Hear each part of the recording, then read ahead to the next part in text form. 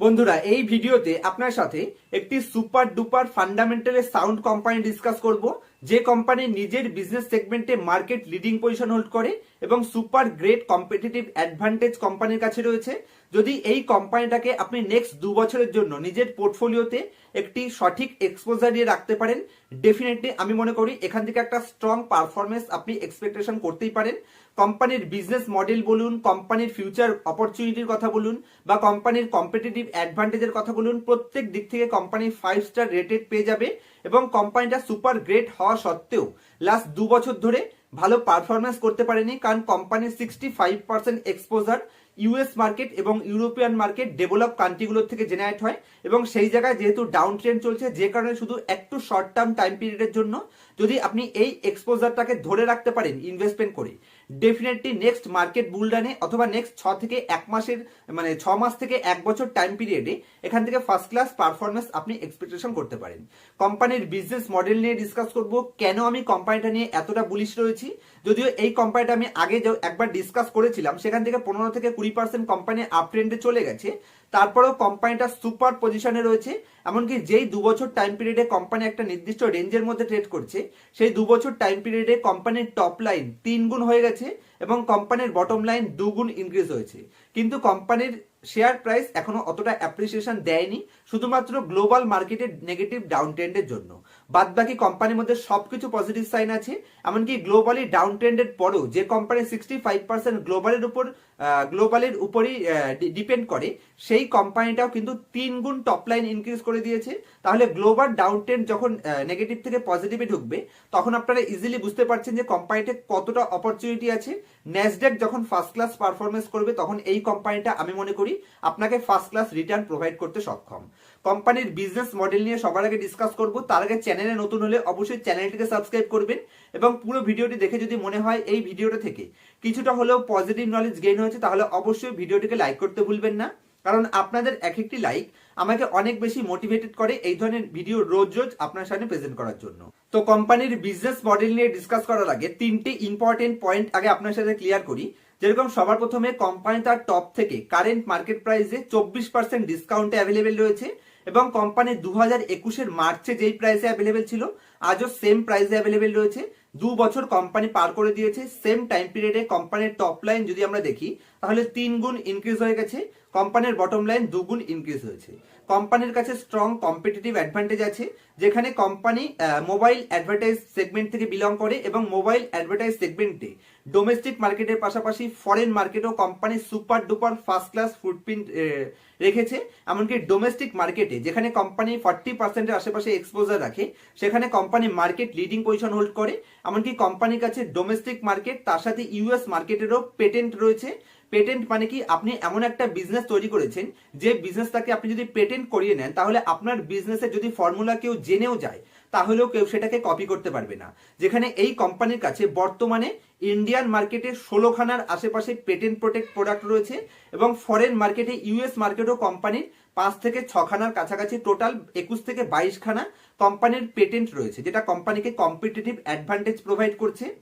এবং যদি আপনি কোম্পানির এখানে বিজনেসের কথা বলেন, কোম্পানির সাউথ ইস্ট ইন্ডিয়া থেকে ধরতে পারেন, আউটসাইড ইন্ডিয়া থেকে, সরি সাউথ ইস্ট না, আউটসাইড ইন্ডিয়া থেকে 65% রেভিনিউ ডিপেন্ড করে। যেখানে কোম্পানি আপনি ধরতে পারেন লাস্ট 2 বছরে পারফরমেন্স করেনি, তার মেন কারণ হচ্ছে ইউএস মার্কেট এবং ইউরোপিয়ান মার্কেটে কোম্পানি ডাউন ট্রেন্ড ছিল।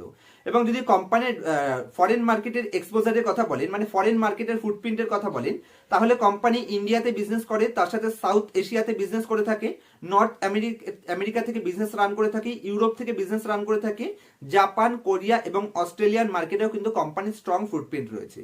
কোম্পানির বিজনেস মডেল একদম শর্টে আমরা ডিসকাস করছি, কারণ আমি আশা করছি এই কোম্পানির বিজনেস মডেল সম্পর্কে আপনারা ওয়াকিবহাল থাকবেন। অবশ্যই কোম্পানির নাম শুনলেই বুঝতে পারবেন, যেখানে কোম্পানি মোবাইল অ্যাডভার্টাইজিং এর মাধ্যমে কোম্পানি নিউ কনজিউমারকে অ্যাকুইজিশন করতে সাহায্য করে বিভিন্ন বিজনেসগুলোকে।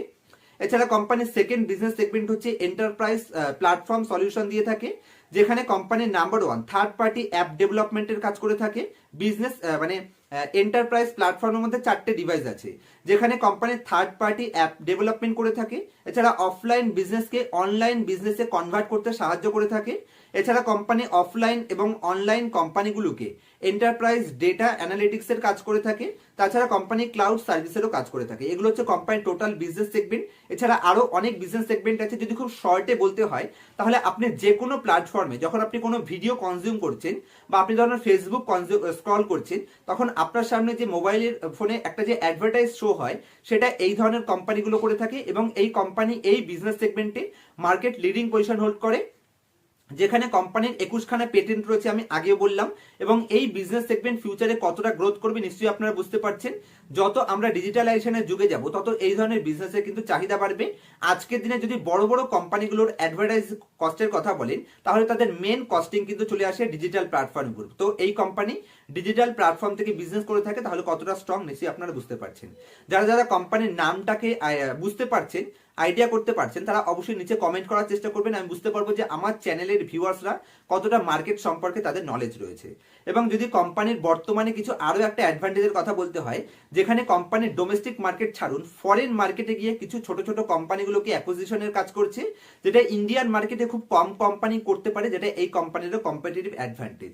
এবং কোম্পানি যদি আমি নেক্সট ফোকাসের কথা বলি, যেটা কোম্পানি তাদের অ্যানুয়াল রিপোর্টেও দিয়েছে, যে কোম্পানি ফোকাস রয়েছে অ্যাপেল 2.2 স্ট্র্যাটেজি। তো কোম্পানির নাম আমরা বুঝে গেছি ইজিলি, কোম্পানি অ্যাপেল ইন্ডিয়া। তো কোম্পানির ফোকাস হচ্ছে অ্যাপেল 2.0 স্ট্র্যাটেজি, যার মাধ্যমে কোম্পানি হাই আরওই জেনারেট করার প্রমিস কিন্তু আমাদের কাছে করছে। তো অ্যাপেল ইন্ডিয়া কোম্পানিটা ডিসকাস করার পেছনে কি কি রিজন আছে, কোম্পানির অতীতের ট্র্যাক রেকর্ড কি আছে, প্রত্যেকটা পয়েন্ট আপনার সাথে ডিটেইল ফিনান্সিয়াল অ্যানালাইসিসের মাধ্যমে বোঝানোর চেষ্টা করব, যেটার জন্য আমি আপনার স্ক্রিনারের উপর নিয়ে যাচ্ছি। এবং ডিটেইল ফিনান্সিয়াল স্টেটমেন্ট, কোম্পানির ভ্যালুয়েশন এবং অতীতের ট্র্যাক রেকর্ডটা আমরা একবার অ্যানালাইসিস করার চেষ্টা করব। যে কোম্পানিটা নিয়ে আজকের ভিডিওতে অ্যানালাইসিস করছি, কোম্পানির নাম অ্যাপলে ইন্ডিয়া লিমিটেড। এই কোম্পানিটা নিয়ে অতীতেও আমি একবার ডিসকাস করেছি, super duper fundamentally sound company. যেখানে কোম্পানি যদি কিছু ইম্পর্টেন্ট কি রেশিওর উপর নজর দিতে হয়, কোম্পানি তার 1 বছরের হাই বানিয়েছিল 1206 টাকা, যেখান থেকে বেশ কিছুটা ডিসকাউন্টে 1138 টাকাতে ট্রেড করছে। এবং যদি আপনি কোম্পানির এই যে 1138 টাকার প্রাইসটা দেখেন, তাহলে আজ থেকে 2 বছর আগেও কোম্পানির সেম প্রাইসেই কিন্তু অ্যাভেলেবেল ছিল। দেখুন এখানে এর আগে যদি আমি দেখি, তাহলে অক্টোবর 2021, এমনকি যদি আপনি এখানে মার্চ ফেব্রুয়ারি 2021ও দেখেন, সেখানেও কোম্পানি সেম প্রাইসে অ্যাভেলেবেল ছিল। কিন্তু এই সেম টাইম পিরিয়ডে যদি আমি কোম্পানির প্রফিট অ্যান্ড লস স্টেটমেন্টে আপনাদের নিয়ে যাই, তাহলে 2021-এ কোম্পানির টপ লাইন ছিল 517 কোটি টাকা, যেটা লেটেস্ট যদি আপনি ট্রেলিং 12 মান্থ দেখেন, তাহলে 1570 চলে এসছে। তার মানে 3 গুণ কোম্পানির টপ লাইন ইনক্রিজ হয়েছে, কিন্তু শেয়ার প্রাইস এখনো রিটার্ন দেয়নি। এবং যদি আপনি কোম্পানির বটম লাইনেও চলে আসেন, তাহলে 135 কোটি টাকা থেকে 364 কোটি টাকা, তাহলে কোম্পানির টপ লাইন 3 গুণ হয়েছে, কোম্পানির বটম লাইন 2 গুণ হয়েছে, কিন্তু কোম্পানির শেয়ার এখনো পারফরমেন্স করেনি। যে কারণে এটা কিন্তু ডিউ রয়েছে। আমি মনে করি নেক্সট বুল মার্কেটে অবশ্যই কোম্পানি ফার্স্ট ক্লাস পারফরমেন্স করবে বলে এক্সপেকটেশন আমরা করতেই পারি। যদি আমি কোম্পানির বেশ কিছু ইম্পর্টেন্ট এখানে রিটার্ন রেশিও বা কোম্পানির ভ্যালুয়েশনের উপর নজর দিই, তাহলে কোম্পানি বর্তমানে 60-এর পি রেশিওতে অ্যাভেলেবেল আছে। তো এই পি রেশিওটা হায়ার পি নাকি লোয়ার পি, সেটা বুঝিয়ে দেবে আমাদের পিইজি রেশিও। তো যদি আমি পিইজি রেশিও দেখি, তাহলে কোম্পানি 1.1-এর পিক রেশিওতে ট্রেড করছে। তার মানে কোম্পানি না তো এখানে হায়ার ভ্যালুয়েশন, না তো এখানে লোয়ার ভ্যালুয়েশন, পারফেক্ট ভ্যালুয়েশনে কোম্পানি ট্রেড করছে। এবং যদি আমি কোম্পানির মিডিয়ান পি রেশিওর মধ্যেও চলে যাই, তাহলে কোম্পানির লেটেস্ট 3 বছরের মিডিয়ান পি রেশিও রয়েছে 71। তো 71-এর এগেনস্টে মিডিয়ান পি রেশিও হিসেবে এবং পিইজি রেশিও হিসেবে দুদিক থেকে কোনো দিক থেকে কোম্পানি হায়ার ভ্যালুয়েশন তো আমাদের বোঝাচ্ছে না। তো কোম্পানির 20% return on capital employed generate করছে এবং 18% রিটার্ন অন ইকুইটি জেনারেট করছে। অলমোস্ট ডেট ফ্রি কোম্পানি হিসেবে একে কনসিডার করতে পারেন। 0.14 ডেট টু ইকুইটি রেশিওতে কোম্পানি রয়েছে এবং 56.9 মানে 57% কোম্পানির প্রমোটার হোল্ডিং রয়েছে। কোম্পানি গ্রোথের উপর ফোকাস করছে, যে কারণে কোম্পানি একটা পয়সাও ডিভিডেন্ড পে আউট করছে না। প্রত্যেকটা পজিটিভ সাইন কোম্পানির মধ্যে পাচ্ছেন। আমি যদি ডাইরেক্ট কোম্পানির কোয়ার্টারলি রেজাল্টে আপনাদের নিয়ে আসি, তাহলে কোম্পানির কোয়ার্টারলি রেজাল্টও যদি আপনি অ্যানালাইসিস করেন, তাহলে লাস্ট 3 বছরে company highest ever sales post করে বসে আছে, যেটা দেখুন 135 কোটি থেকে ইনক্রিজ করে 275 কোটি, তারপর 355 এবং 431। কোয়ার্টারলি রেজাল্টেও কোম্পানির ডাউন ট্রেন্ডের পরেও কোম্পানি 65% ফরেন মার্কেটের উপর ডিপেন্ড করে, যেখানে ডাউন ট্রেন্ড চলছে, তা সত্ত্বেও কোম্পানি হাইয়েস্ট এভার কোয়ার্টারলি বেসিসে টপ লাইন পোস্ট করে বসে আছে। যদি আপনি কোম্পানির বটম লাইনও দেখেন, তাহলে 27 কোটি, 48 কোটি, 59 কোটি এবং বর্তমানে 67 কোটি। বটম লাইনেও কোম্পানি ফার্স্ট ক্লাস স্টেবল রয়েছে। যদি আপনি প্রফিট অ্যান্ড লস স্টেটমেন্টে চলে আসেন, তাহলে কোম্পানি হাইয়েস্ট এভার ট্রেলিং 12 মান্থে 1570 কোটি টাকা সেলস পোস্ট করে বসে আছে, যেটা দেখুন 2018 থেকে কোম্পানির রেজাল্ট এখানে শো করছে এবং কন্টিনিউয়াসলি প্রত্যেক বছর কোম্পানি আগের বছরকে টপকেছে এবং ফার্স্ট ক্লাস মার্জিনের সাথে কোম্পানি টপকেছে। যদি আপনি কোম্পানির নেট প্রফিটে চলে আসেন, এখানেও সুপার ডুপার ইনক্রিজ দেখতে পাচ্ছেন। মাত্র 28 কোটি থেকে ইনক্রিজ করে 49 কোটি, 66 কোটি, 135, 215, 245 এবং 264। হাইস্ট এবার টপ লাইন, হাইস্ট এবার বটম লাইন প্রত্যেক বছর কোম্পানি ইনক্রিজ করছে। কোম্পানির সেলস গ্রোথ বলুন, কোম্পানির প্রফিট গ্রোথ বলুন, কোম্পানির রিটার্ন অন ইকুইটি বলুন, সবকিছু ফার্স্ট ক্লাস রয়েছে, যার এগেইনস্টে কোম্পানি লাস্ট এক বছরে নেগেটিভ 4% রিটার্ন প্রোভাইড করেছে। এখানেও পজিটিভ সাইন। যদি আপনি কোম্পানির ব্যালেন্স শিটে চলে আসেন, তাহলে যেখানে কোম্পানির রিজার্ভ মাত্র 6 কোটি টাকা ছিল, সেটা কন্টিনিউয়াসলি 6 কোটি থেকে ইনক্রিজ করে 1567 কোটিতে নিয়ে এসছে, যার এগেইনস্টে কোম্পানির বড়োয়িং রয়েছে মাত্র 228 কোটি টাকা। এবং কোম্পানির ফিক্সড অ্যাসেট যে হিসেবে বাড়ছে, আপনি ইজিলি বুঝতে পারছেন যে কোম্পানি ফিউচারে রেভিনিউকে কি হারে ইনক্রিজ করবে, কারণ ফিক্সড অ্যাসেট বাড়ার মানে হচ্ছে কোম্পানি তার ক্যাপাসিটিকে ইনক্রিজ করছে। তো এখানেও বিশাল পজিটিভ সাইন আছে। এমনকি কোম্পানি কন্টিনিউয়াসলি সিডাব্লিউ আইপিও এখানে শো করছে। প্রত্যেকটা পজিটিভ সাইন এখানে আপনি পাবেন। যদি আপনি কোম্পানির শেয়ার হোল্ডিং প্যাটার্নে চলে যান, তাহলে 5টা কোয়ার্টার আগে 59.9% ধরতে পারেন। মানে 60% প্রমোটারের কাছে স্টেক ছিল, প্রমোটার এখানে 4% স্টেককে ডিক্রিজ করেছে, কিন্তু এই স্টেকটা গেছে কোথায়? রিটেলের কাছে কিন্তু যায়নি, বরঞ্চ রিটেলের কাছে যদি আপনি দেখেন 16% স্টেক ছিল, সেটা ডিক্রিজ হয়ে এখন 14% এসছে। তো এই স্টেকটা পারচেস করেছে এখানে ডিআইআই এবং এফআইআই। তো দুটো স্ট্রং হ্যান্ড এফআইআই ডিআইআই তারা কিন্তু কন্টিনিউয়াসলি পারচেস করছে।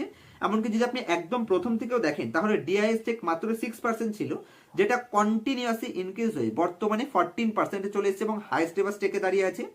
এমনকি লেটেস্ট কোয়ার্টারেও যদি আপনি দেখেন, যেটা 9% স্টেক এফআইআর কাছে ছিল, লেটেস্ট কোয়ার্টারে তারা এখানে 5% স্টেক ইনক্রিজ করে 14%-এ নিয়ে গেছে।